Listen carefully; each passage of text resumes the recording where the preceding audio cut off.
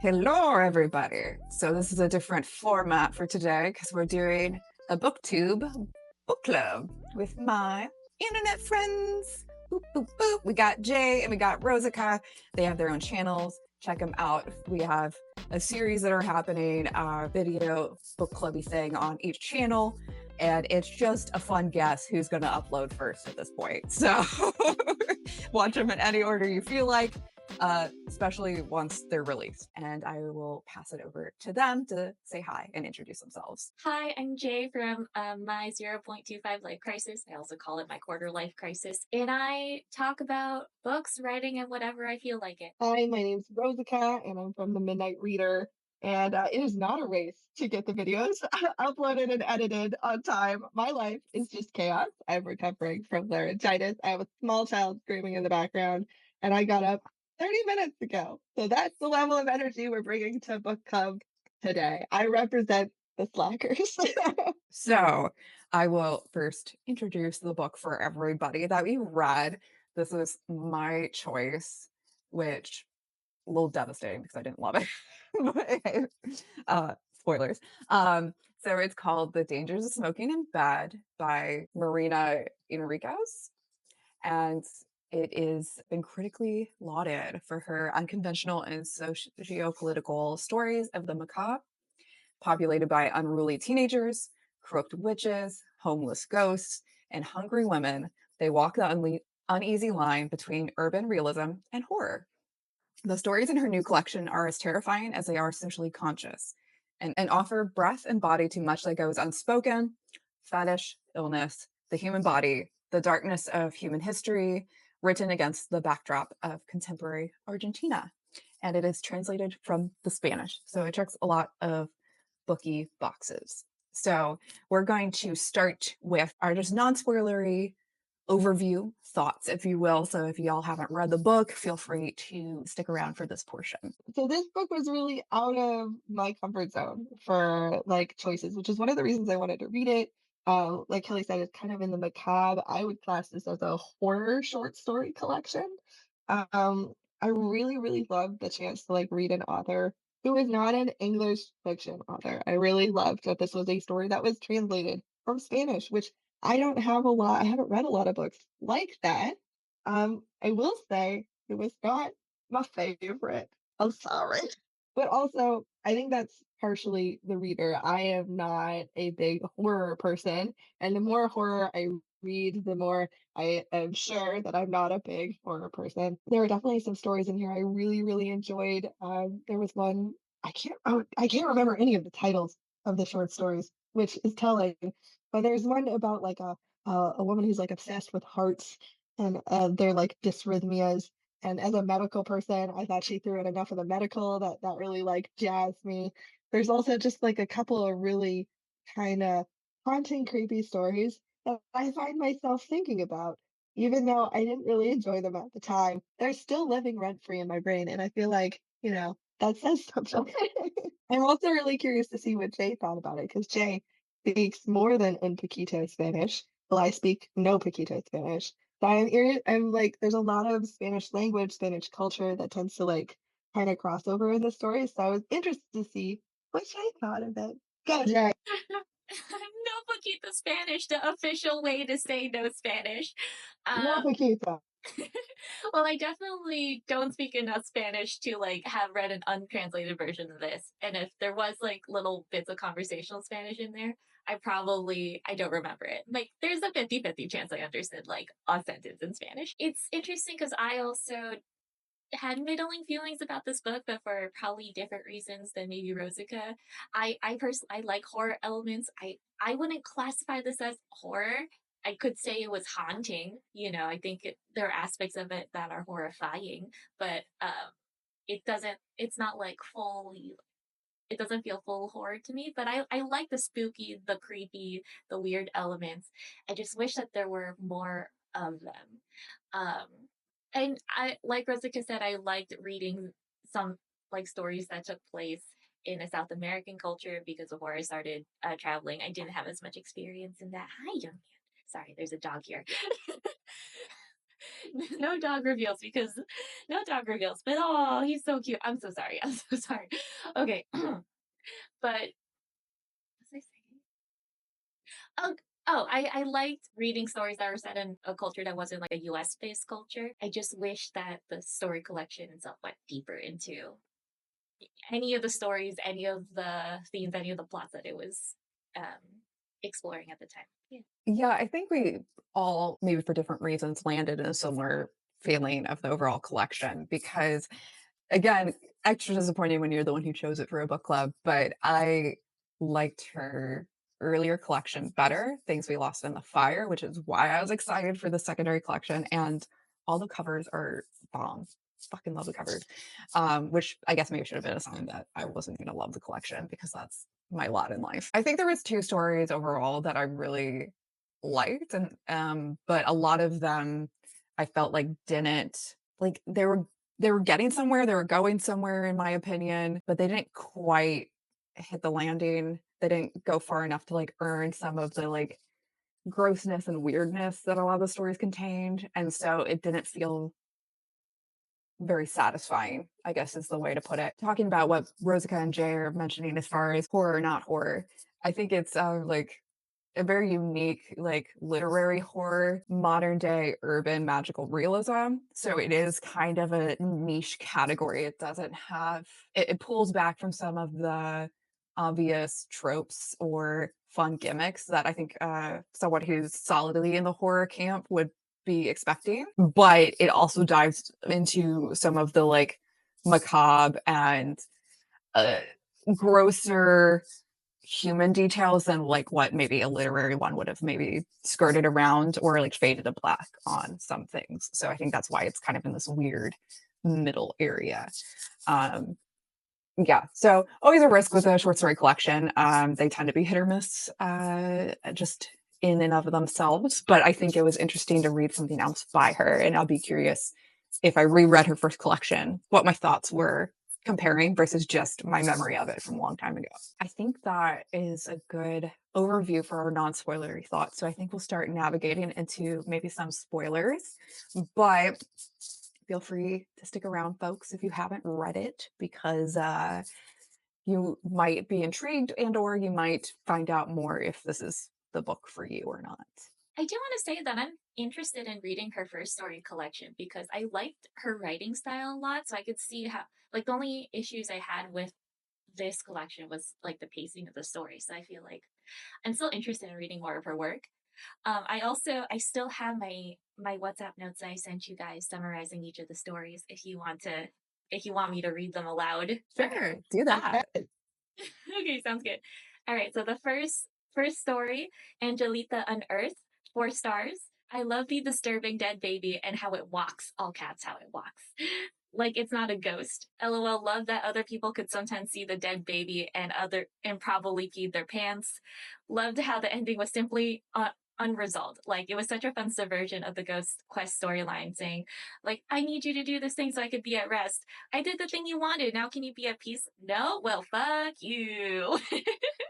Do you want me to keep going or do we want to talk about each story individually? I think I love the idea that your notes will just do a fun, playful overview, and then Rosica and I can like land on certain elements or certain stories that we want to dive more into. Oh my. I'm so sorry. Maybe we can take that line one more time, Kelly. Okay, so Our Lady of the Quarry, 4 stars. I love a vengeful virgin and casual murder. The Cart, 3 stars. I liked it, but the ending on implied cannibalism was such a tease. The Well, 3 stars. I will say by this point, I'm noticing in general that a lot of the stories don't have a resolution. And that was fun at first, but it's getting a little old. Like, I feel like I'm only getting part one of a story. Ram- Rambala? Rambla Triste. I, Rambla Triste. 2 stars. I finished it and immediately forgot what it was about. Same issue as The Well. I wish I had written more because I don't remember the story at all. Oh gosh. The Lookout, 2 stars. I at least remember what this one was about, but same issue as above. Where Are You, Dear Heart? 4 stars. This is the one, Rosica, that you mentioned earlier. Okay, I weirdly like this one, question mark, question mark. It was so weird, so disturbing, so obsessive, but it worked for me. I think the girl's weird, obsessive nature aligned with what I love about my murderous ladies. Me too. So I wrote, instead of a star rating, I wrote a question mark, a squiggly thinking face question mark. I don't know if you guys can see that. Yeah, it's like, yeah, no stars. Um, Literally listened to this last night, already forgot. So unhelpful. We're in a book club. No birthdays or baptism, 3 stars. Disturbing, but in ways I didn't like, and then me doing like an X out sort of face. Kids who come back, 4 stars. Still doesn't have a real resolution, but I still liked being able to settle into a world for longer. This was, I believe, the longest short story in the collection. Yeah, and I liked it. I liked the vibe of it, but I liked being in a world for longer, but then I was like, wait, that wasn't an ending at all. Um, Back when we talked to the dead, 2 stars. Same as overarching issue, nothing to write home about. The end. Love that. Did you have one for the dangers of smoking in bed? Oh my That's the god! second to last. Ah, It doesn't look like that's I why have one. it keeps us on track. Wait, there was. I thought I wrote a note for all of the short stories. There's none for Nope. dangers of smoking in bed. So the ones that you said were forgettable were apparently still more memorable than the ones you just completely. No, I had. You know what? Maybe I texted you my notes about them specifically in our group chat, but no, I Or think. maybe like Yeah, that was where you were at the time and then you just never finished. yeah, probably. Oh, before we get into more of the stories, I'm curious real quick because you said that you did audiobook. I did a physical like reading. Rosika, did you do audio or like physical? So I think this is the other reason that I struggled with this is that it was not available on audio or Kindle. So I had to read it on my phone. And I really disliked this as like a thing that I had to do on my phone. I read it like just an EPUB on my phone. Okay, so I think it'd be great just a quick line or two, Jay, how you would say your experience was with the audiobook. Because I Oh think that's always an interesting, different experience based off of like the narrator and like whoever ends up being the voice of it can really change the experience. yeah, I really like the audiobook. Like I remember like I texted you guys that I basically finished the book in 2 days. That was also because I had a puzzle to keep me company while I was doing it. No, I really liked the audiobook. Yeah, it was a really like easy, like fast reading experience for me. Cool, cool, cool, cool. Rosica, is there any, has that jogged anything for you as far as things you would like to say about any particular stories or whatnot? Yes. So I have like I've rechecked it out from the library just so I can see the table of freaking contents. But my thing is I remember not enjoying a single story until The Lookout, which Jay painted as unmemorable. I remember it a bit, okay? Like, I feel like it was kind of thrillery. It was like this lady ghost who was trying to, capture another visitor at this travel lodge and trap her in the attic so that she could flee and walk the earth or something. But it was like the first story where I was like, oh, I would have been interested to see this in a longer form. I would have been interested to like read another chapter on this. That was 117 pages in. Like, I would have DNF'd this book so hard if it wasn't for the two of you. AJ was genuinely enjoying it. B, Kelly picked this book, and I was like, I have to enjoy some of it for Kelly. It's important to me. Like, you can't kill this deep Midwest heart that I allegedly want to have. But like that, it took a really long time for me to start enjoying them. The Lookout was the first one I enjoyed. Where Are You, Dear Heart? Which is the kind of it's like a lady who has a fetish with heart arrhythmias because as a child she is sexually abused by somebody who has like a large sternal scar who clearly had like cardiac surgery. And it's so effed up. Okay. It's such an effed up story. And it ends with her like basically having a boyfriend with a horrible heart and she's basically sort of almost killing him all the time to try to get him to have funky arrhythmias because she's really into that. And then eventually, like, it kind of ends with her being like, she wants to saw him open and take the heart out. That was like the creepiest thing I've read in so long, but it was genuinely really good. and I enjoyed it. And it was the first time I felt like the length was really appropriate, where I was like, that's as long as I needed to spend with this particular world. I remember Meat being really good, but I can't tell you anything about the story. And Jay's notes were unhelpful for Meat. Kelly, do you remember what Meat was about? Okay, so because I was going to be hosting this and I had to be semi-responsible, I wrote down names and a couple keywords to help jog my brain. So, Meet is the story of these girls who are like crazy fans for this idol. The idol dies mysteriously, gets all cut up, and like the girls dig up his body and eat him. And the other fans are kind of waiting for these two fans who ate him to get out of jail. Jay, this should be up your alley. This is a cannibalism love story. I know. I was like, wait, why don't I like it? I need to reread that. If I had to guess, it probably didn't go far enough for you as far as like it was probably just starting to get interesting, juicy, if you will, and then it stops. You're like, pfft, that's the chapter one of the story. What do you mean you're stopping there? So that's if I had to guess. Okay. They always leave me hanging. They never commit to the gross thing that I want them to, except in the Dear Heart one. That was perfect for me, in my opinion.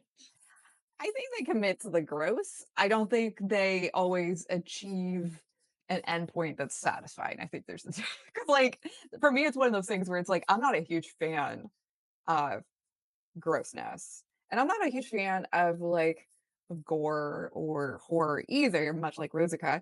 And so for me, it's like you have to earn it. It's like I'm open-minded enough to be willing to go along with you on this journey. But by the end of the story, I need to have felt like there was a payoff for it and it made sense versus like you could have cut those three gross lines and nothing would have changed. It would have been a better story, in fact, because it wouldn't have been gross for no reason. And so that's kind of where a lot of them left me. So from your memory, Jay, what would remind me what you would think your the best story or the one that stood out the most to you was? Where Are You, Dear Heart was definitely Okay, so you guys were similar on the same boat with that. Gotcha. I will Okay. say I loved Where Are You, Dear Heart, but I think the best, so that was the one I enjoyed the most, but I think the best written story in here is The Kids Who Come Back. And I Mhm. would say that's like it's much longer than all the other stories in here. Like most of the stories are like 10, maybe 20 pages. The Kids Who Come Back is over 50. And that's a story that's like stuck in my head. That one lives rent free. I think about that one a lot. Kelly, with your like well preparedness, do you want to tell us what that story is? Yes. Okay. So we have this woman who has kind of like a boring office job, but she keeps track of the files for missing kids.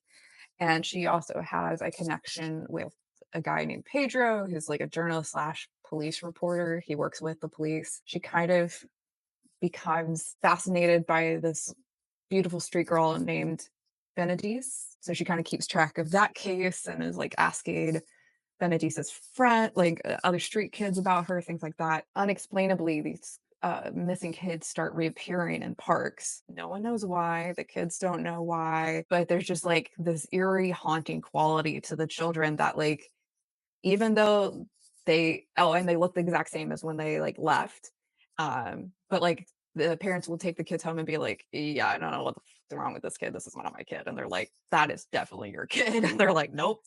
And so then the kids end up going into live in this abandoned building because something that just not vibing. And so you have this really interesting story, in my opinion. I'm the same way with Rosica. I think this is the one I like the best, and also the one that I was thinking about for so long after, because you have this like reversal of what the horror is, because like the modern grounded reality is that it's horrific to lose children and it's horrific to hear these stories about all these kids going missing and what happened to them, and just the darkness of all the lives torn apart. But I was fascinated of like, if suddenly tomorrow these kids reappeared, that would be a different kind of trauma.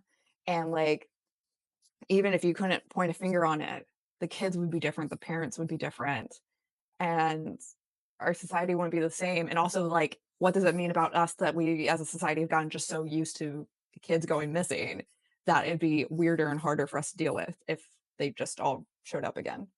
So those are some of my thoughts on it. Yeah, that was my second favorite story, just because like I like staying in the park. I like being in one world for longer, and I like that theme of like when the kids come back. That's when the horror begins. And I realized how long the story was, and then we still didn't necessarily get a resolution. And I was a little disappointed by that. Although, like, I think that if I hadn't seen that as a theme throughout the other short stories, this would have worked then, because it's like what does come next? Like, what is the resolution? So, um, yeah, that was my feelings about that. But I agree that that was a really good story. Yeah, and I just remember like one of the extra little creepy elements of the story is that there are kids who are coming back who have been confirmed to have died. Like there's like a kid who's like, we know he was pancaked by a truck. And the girl that the main character is so obsessed with, there's a video of her being like hauled into the back of a van looking either unconscious or dead. And like we're just not sure if the kids died or some of them did, and they're just not the same. And so they eventually kind of like the parents start returning them. They go to like all they all walk together and they go like all into this like house, like into like a clown car style. Like they shouldn't all be in this house. And it becomes this thing where like society starts to kind of disintegrate because they start feeling like it's the end times, like this is a symbol of like the end of the world. I thought it was so well written. I almost wish that she had taken out half of these stories and had just like picked 3 to 5 and written them at that like 50-page length. Because there's a couple in here I'm like, man, I would have read the heck out of a 50-page story of like some of these. And it does this particular one doesn't have like that peak resolution, but it does stick with you in this kind of like unsettling, haunting way. I wish you would have just like dropped like 10 of these stories and just like written like 5. It's one of those things too where it's interesting, and I totally get where Jay's coming from as far as like eh, kind of becoming desensitized to having the same flavor of ending of being unresolved and like uncomfortable. But for me, it emphasized the difference between an ending that feels incomplete and one that doesn't have a resolution, because that's like the true thing. Like there is no easy wrap up to the short story of, the kids coming back, because it's like what is going to happen, and like but everything's fleshed out enough that like you get the proper beats of a story, in my opinion, and like it doesn't feel like, oh, this should have been 5 more pages. You're like, ooh, fuck. Ugh, ugh. Versus like a lot of the other stories, I feel like the bones were there for something interesting, and I felt like I was starting to get what she was getting at, but like it didn't go far enough for me to be like, ooh, okay, that was thought provoking. It was just like a lot of them, if I were to pull up, um, so we talked about meat, where it's like, oh yeah, the dangers of idolizing another person, fan culture versus cults, that sort of thing, and it's like, again, like the elements are there, but I don't feel like we had enough of a perspective shift or like a real confrontation of those themes for it to feel really potent for me. The ghost children that can't leave in the Rambla trustee that's in Barcelona, like there's this couple that visits their other friends who are a couple, and they can't leave, and like there's these haunting ghost children that are around and stuff like that. I felt like I should have known what she was getting at, but I didn't feel like I did. And I don't know how much of that is there's a cultural or historical piece that I just wasn't in tune with that some of the readers would have been. But again, I felt like, if there had been a couple more pages, we could have really locked in on something.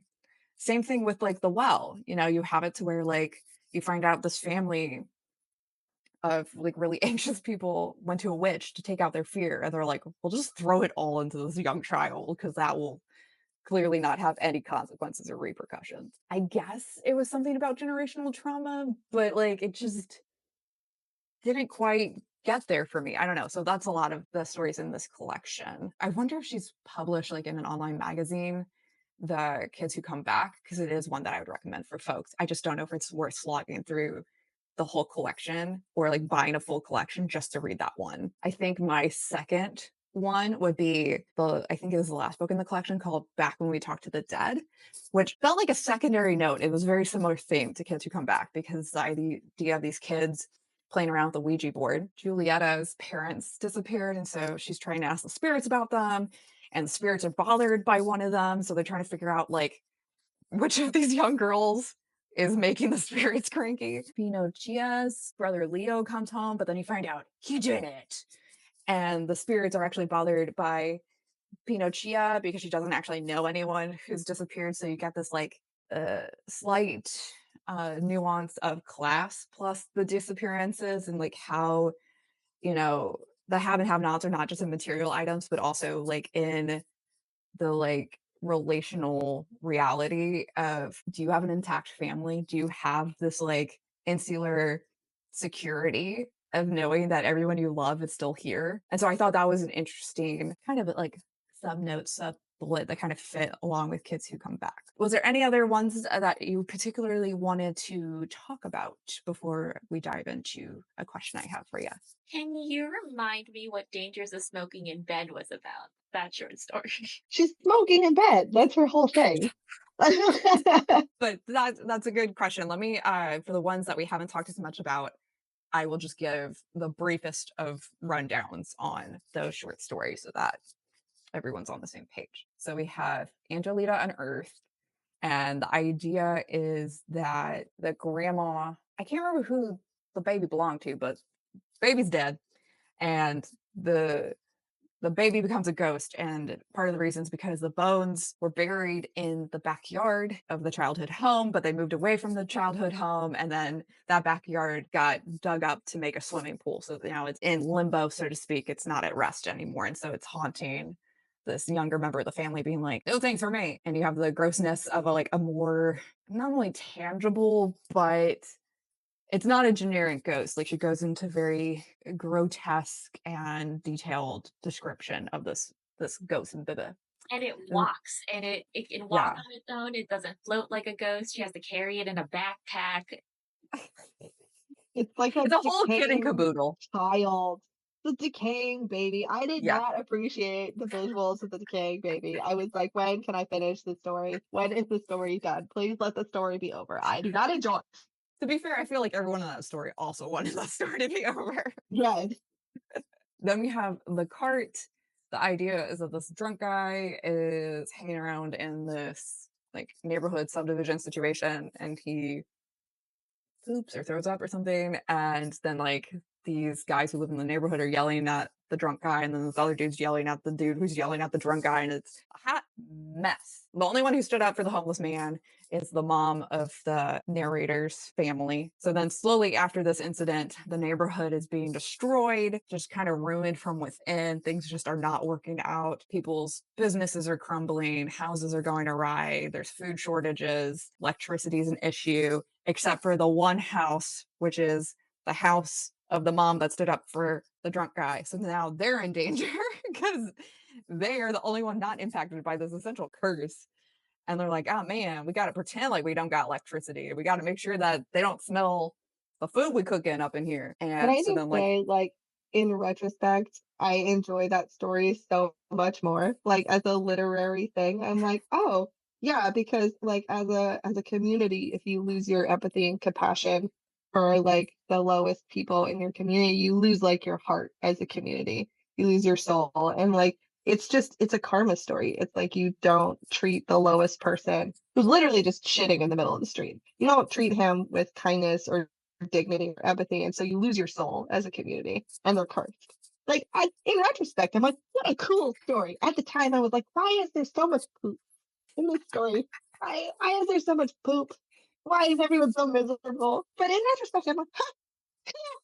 And at the time, I did not enjoy it. yeah, I think that's a lot of the stories where it's like on paper or just hearing like the synopsis, like all about it, but for whatever reason, it just, a lot of them didn't stick the landing for me. It was just like it didn't just come together in a way that was like where it like just like hit me. And I think a tiny bit of that is, like you said, is the amount of detail into the grotesque that I think took away from some of the really good themes because we lingered just a little too long on, like you said, like on the poop, on the like decaying baby, and like just weird smells and like there was so much on that where I'm like, "Oh, okay, why?" And then I was just like, we could have like talked about it but not lingered on it. Like I don't know why we had to go like, let me tell you now about no birthdays or baptisms. Real strange. Again, we get a lot of the details into the gross. So you have this guy and this girl, and the guy gets a camera, so he starts taking odd jobs because just not everyone has a camera back in the day. So he's like filming kids, he's filming essentially porn. Eventually, he gets hired by this girl's mom to film her and her hallucinations because, like, she thinks all this stuff is happening, and everyone's just like, she's crazy. And she's covered in scars and yelling and banging. And then it ends with like her masturbating. I still don't know what that story was about. It kind of ends vaguely of like I almost feel like the father's abusing her because she has a line where it says like he cuts me, so like she's not cutting herself, like she's doing the yelling and the banging and the other stuff, but the scars are presumably from the dad or the stepdad that's in this situation. And so yeah, and so I'm just like, "Ugh, that sucks," but also like why did we read this? What was the point of this? There's something there about like this kid who has this camera and is filming all these things. He's like fulfilling like the disturbing desires of other people. But he's almost kind of like removed from like I'm not doing anything. I'm just taking a job where I'm observing something, but I'm it almost feels like he's trying to separate from like taking accountable for something. Like clearly he's watching a girl get tortured. Is not doing anything about it. And also, I think if I remember correctly, the story is even from like the friend of this kid who has a camera. So it's almost like there's another layer of her of like since we're watching it from someone who's like another degree removed, what is her responsibility in all this to and yet it's not doing anything. I agree that like I remember reading it and being like, so why did we read that story? It wasn't as clear to me. Like spell it out like I'm dumb. you know? I like the way you explain that because I do think there's something there. And I think it gets lost in the shuffle of there's such this like over the top fixation on these certain topics that really draw your attention. So then you're like, the fuck? And then you end with like being like, why did I read this? Versus instead of again, like lingering on the thing where it's like, again, I'm not saying that things have to be PC or whatever, but I think if you just turned it down a notch, you would still get the horror element. You would still get this really dark, sad situation. But then like the themes would have more breathing room. And then we could have had like a page or two more to really like linger on those implications that she's trying to draw out instead of like having all these distracting elements that like catch your attention instead. Yeah, it just really like makes us latch onto the wrong disturbing thing. Yeah, I've only read 70 pages of Otesha Moshfegh, but this feels very similar. So I think if people like Otessa, they might like this. If they don't like Otessa, they probably won't like this for similar reasons that we're all stating here. Because I read like 70 pages of Eileen and then I had to like DNF it because I'm just like, girl, what? Like, it killed me because it's like every 5 pages there'd be a line of like, "We'll let you know she would never be back here again." And it's like, okay, cool, but let's do it now. Like, you can't just keep. And like, the other thing too is that like it's a very unlikable protagonist, which fine. But then there's nothing happening, which fine, but you can only do that for so long for me. And it's like, if this had been a character study for 10 pages, great. Um, I'm 70 pages into a 200 plus story and nothing's happened except that she's like really gross and she'll like masturbate and then like give people handshakes. That's no. Why am I reading this? So, In keeping with like, the stories where we read the synopsis and I'm like, oh, I had a literary thought, which I didn't have at the time because I wasn't enjoying myself. And I'm like, oh yeah, this story is about literally like what is reality, right? Because you have this young woman who is hurting herself. She has hallucinations that cause her to hurt herself. She feels the hallucinations are real. Her mom is trying to help her, and so she hires someone with a camera. to be like, this is the reality you live in. This is what the camera sees. This is what's actually happening. But it's not, because what's happening to her, like whether or not that's like a mental struggle, like she's seeing ghosts or things that are hurting her and causing her to hurt herself. And then I'll also do like kind of like gross things that I'm not sure why we recorded that with camera. Like I don't need to hear like 2 pages about ladyfinger smells, like I just there's a lot of like talking about lady smells in that particular story. And then, there's the multiple steps of like distance from the person who's suffering and an observer, and then a second observer. Like it's like, what is your role? What is your responsibility to help someone who's suffering?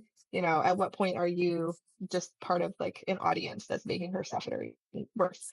All these are literary thoughts I didn't have at the time, because I was like, stop talking about vaginal discharge at any point in this story. I would love if we stopped. Like, but like hearing it back, I'm like, oh yeah, that was actually kind of an interesting take. I could not appreciate that at all. I was so deeply grossed out by the story, and I just found it so weird and disturbing. I love it because we kind of actually directly kind of talked about the question I was going to pose. So I think my wrap-up question is, who do we think this is for? And it's kind of interesting because I think there's been this interesting trend of writing about like unsound women and these more grotesque like bodily experiences. And so I'm curious, as a reader, what your thoughts on that trend are and where you stand on reading stories about that. Jay loves a disturbed woman. It's true. It's true. I do. Like, as you're saying, like, oh, like, who is this book for? Like, in this trend of unsound women. And I'm like, ugh, it's for me. The trend is for me. I love an angry woman. I love, like, a woman, like, expressing her anger. Young man. Sorry. Wait. Rosika, why don't you go for a minute? The doggies are barking. I have less interesting literary thoughts, which is that I have no forking idea who this book was for. It wasn't for me. That's what I can end with. Is like pretty much every story in here. I'm like, every time I had to pick up my phone and read like another 10 pages, like I felt pure and utter despair. I was like, I will always put down my phone feeling gross, feeling like a little disturbed. And I was trying to read this like during my breaks at work. And it put me in such a bad mood that I kept forgetting that I hadn't finished the book. I at least 2 or 3 times I was like, oh, I'm done with that. And I was like, no, no, you're not. You still got like another 50 pages to go. This book was not for me. I'm happy I read it. There were parts of it that I found very interesting. But like it did not make me feel well. I did not feel well. I currently don't feel well, but that's because I have a cold. It made me feel mentally unwell, and I did not enjoy reading it, although I can appreciate lots of aspects of the book. And that's my thing. It's like, even if a book might not necessarily be for you, or a TV show or something like that, I still advocate trying it out, because there were aspects of it I really enjoyed. I don't think we talked about this. She is sharply funny. Like there were lines in here that cracked me up. And like I really enjoyed pieces of it, even if the overall like mood of the genre and the flavor of the genre wasn't for me personally. How do you read it? So you gotta read stuff that you might not necessarily be into. Jay, however, loves a disturbed woman. So go ahead, Jay. Take it. I was going to say, I love the idea that this book of unsound women almost turned you into an unsound woman. So unwell. Like I almost quit multiple times. Like I formulated the text to be like, I can't do it anymore. It's making me depressed. And then I was like, but do it for the content, because if you finish the book, it's better content. No, I love it. This third woman, this book was made for me specifically. I love seeing like a woman express anger, especially when she gets to do it in like a really unbridled sort of way. I love a woman who's unwell. I love a woman who murders, etc., etc. Like, I think the reason why this book didn't land for me was that there wasn't like each story didn't go deep enough, or they didn't they didn't let me sit in those themes long enough and let them marinate. I feel like the way Kelly formulated that question, her answer is I am not a fan of this trend and I don't know who it's for. And I was like, oh no. Oh no. I would read more books about unwell women. I wasn't trying to say it's not for anyone, but I'm always curious when trends happen as to like the underlying motivations in a society or culture as to what leads to them. And so I think there's this like counter movement of really exploring or pushing back against the idea of like what a woman is or should be. And also that it's not, rainbows and sunshine or like let's talk about all the things that we haven't been able to talk about kind of thing and go in. I vibe for that sentiment.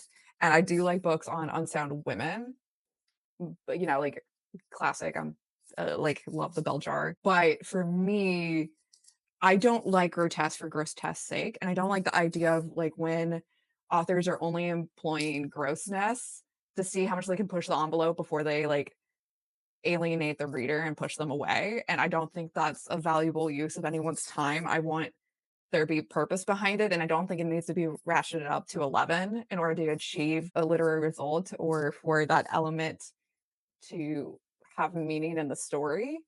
And yeah, like again, like when it becomes this like push or pull game that the author's doing and it's less about the story and more of them just seeing how far they can go, that's when I'm like, I'm not about that life. Like, calm down. And so I think this is for people who are on that trend that like a lot of these things, like The Vegetarian by Han King, that like what was it, like Night Beast or whatever that's now being adapted, Convenience Store Woman, all of that stuff. Like I said, if you're an Otessa Moshfegh girly, this is right up your alley. For me, I just wish it had gone a little deeper and it had reined back a little bit on the grotesque. It's a very interesting book. I'm quick to DNF. And actually, oddly enough, all through the books that we read for book club, I would have DNF'd if it wasn't for book club. But the value of it for me is that I am a writer. So I get to play around with like what different genres are doing, what different authors are playing with, and what I like or dislike. So at the end of the game, like nothing's a waste. Like it ends up being helpful fuel for me, if you will. And like Rosika said, the content. Any last wrap up bits before we say goodbye? Well, this is technically the third and final, God willing, if I can finish my editing or start my editing. Let's not talk about that. But we Or it might be the actually, I think, first, should. to be honest. Oh God. So I think we should wrap up like our final thoughts on the three very different books that we decided to read, this book club. And again, I think not books that I think most of us would have chosen to stick with or finish by ourselves. But I am interested to hear, which books were people's favorites of the three and why it was your favorite or the three. And also your least favorite, because why let's do that. It's for the content. Okay, so we read, so to recap the books in our book club, we read The Dangers of Smoking in Bed, which is Kelly's pick, Lagoon by Nnedi Okorafor, which was my pick, and Bunny by Mona Owad, which was Rosika's pick. So I would rank at I would say like the bottom is not like it was all a very close tie between all three of them. So it's not like the You can bottom. throw my book down there. It's fine. Okay. But okay, so my third place pick is Bunny. I just feel like it was overhyped. Second is my pick Lagoon. I at least thought I found the plot a little hard to follow as things that we discussed. But I also like thought it was unlike anything I had read previously, so I appreciated that. Also, the Bone Collector is my favorite character of all time. And this is my top one, The Dangers of Smoking in Bed. I love an unhinged woman.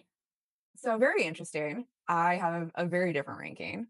I would say out of the three, Bunny would be my top because while I feel like Act Three shit the bed, it was super voicey and funny and interesting. It was a weird intersection of meta literary and horror, which I don't think she quite pulled off in that finale, but I thought was an interesting combo that had some thought provoking elements to it. It's the one that I was probably most likely to pick up on my own as well. And then I guess second would be Dangers of Smoking in Bed.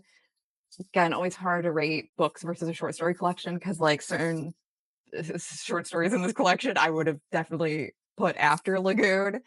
But because of my fave story, which is Kids Who Come Back, and then I also liked a few other in the short story collection, I would put it second. Lagoon, I put third for several reasons, which it was so hard to pick up again. Like, I would read a little bit, put it down, and then I would like literally forget about it and then be like, oh fuck, I need to still finish that book. Kind of like what Rosika was going through. Because I literally, other than wanting Chris to die, just did not care.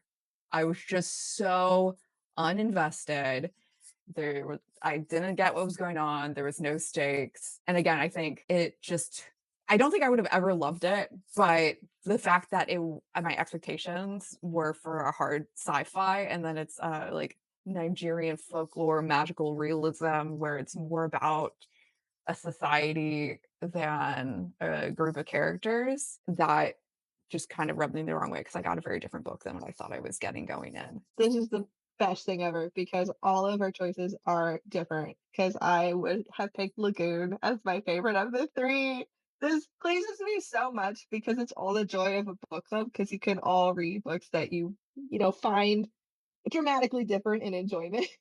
Lagoon was the most in my wheelhouse. Like, it was kind of lipstick, magical realism, sci-fi. And even though it did most of those things badly, I did enjoy it.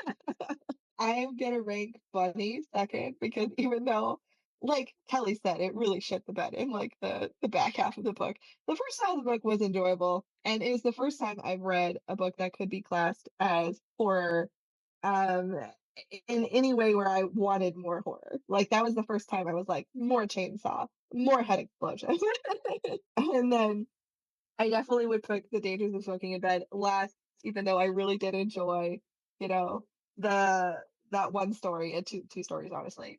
The bulk of the time trying to pick up that book like made me feel mentally unwell. So I think I have to put it down at the bottom, even though I do find things of value in there. Okay. I'm not drinking the haterade. And I think my favorite part about all this is we each picked a different favorite book. All right. Love that. I think that's a beautiful way to end this. If you haven't already, check Jay and Rosika out. They're lovely people. Their channels are fun. Leave comments below if you want us to Yes. do a second round of the Not a Book Club book club. Or based off of what we said, what you would want us to read next. We probably won't do it, but it'll be interesting to see what you say. And we'll definitely argue about it together Mhm. via text. So even if we don't do it, we will talk about your book selection. Oh, maybe we'll mention it in a video. There we go. We might not do it, but at least we'll be like, yo, y'all recommended this, and this is why we didn't. And this is a hot take. This is why we didn't do it. Yeah. I love that. Yeah.